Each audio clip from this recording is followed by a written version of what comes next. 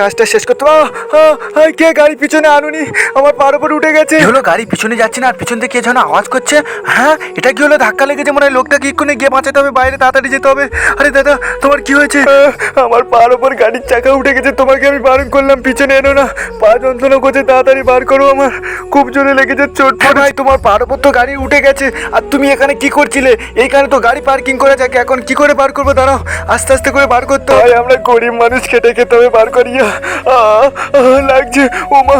ভাই বেরিয়ে রেখেছে, আর কিন্তু কখন এরকম ভুল করে এখানে কাজ করবেন? এখানে তো সবাই গাড়ি এরকম পিছন মেয়ে আনে। দেখি পার মধ্যে কি হয়েছে।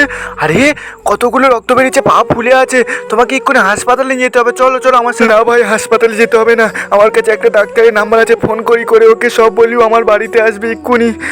দাঁড়াও ফোনটা বার করি, ফোন করি ডাক্তারের নাম্বারটা এই। আরে এখানে ফোনের টাওয়ার ধরছে না তো, কি করব, সিগন্যালও পাচ্ছি না, কিভাবে ফোনটা করবো? দাঁড়াও ভাই, তোমার ফোনে টাওয়ার ধরছে না তো আমার ফোনটা নিয়ে ফোন করে দেখো, আমার ফোনে হয়তো টাওয়ার ধরবে। হ্যাঁ আমার এখানে টাওয়ার ধরতে পারে, দেখো।